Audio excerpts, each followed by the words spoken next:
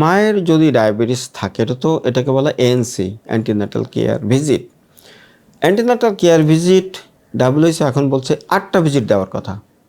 যখন একটা মা গর্ভবতী হলো, ডেলিভারি আগ পর্যন্ত কমপক্ষে 8টা ভিজিট দেওয়ার কথা বলে। আমাদের দেশের কান্ট্রিতে এখনও পর্যন্ত, আমাদের দেশের প্রেক্ষাপটে এখনও পর্যন্ত এটা 4টাতে আছে। তারও হার কিন্তু বেশি না। এই 4টা এএনসি পাচ্ছে মাত্র 100টার ভিতরে 40টা মা। তো বাকি 60টা কিন্তু এই 4 অ্যান্টিনাটাল ভিজিট পাচ্ছে না। এখন এই এএনসি বা অ্যান্টিনাটাল ভিজিটের সময় কিন্তু এই জিনিসটা আমাকে আইডেন্টিফাই করতে হবে যে কোন মাটা ডায়াবেটিস ডেভেলপ করছে, কোন মাটা হাই রিস্ক হচ্ছে। তখন থেকে কিন্তু ওই মাকে যথাযথ স্ক্রিনিং করা এবং চিকিৎসা করা, এবং তখনই প্ল্যান করা যে আমার এই মা হাই রিস্ক এবং তাকে একটা ভালো হসপিটালে ডেলিভারি করতে হবে, যেখানে কিনা মায়ের সেবাও সঠিকভাবে পাবে, নবজাতকের সেবাটাও সঠিকভাবে পাবে।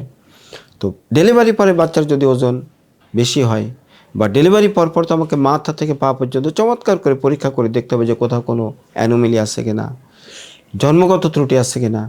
এবং জন্মের পর আমরা গ্লুকোজ চেক করে দেখি যে তার গ্লুকোজটা ফল করছে কিনা। তো যদি গ্লুকোজ ফল করে, সাধারণত জন্মের পরপরই যদি ওই স্কিন টু স্কিন কেয়ারটা ইনশিওর করা হয় এবং অ্যাজ আর্লি অ্যাজ পসিবল ফিডিংটা ইনশিওর করা হয়, তাদের ক্ষেত্রে এই গ্লুকোজ কমে যাওয়ার সম্ভাবনাটা অনেক কম থাকে। So this is very important, এটা কিন্তু করতে হবে।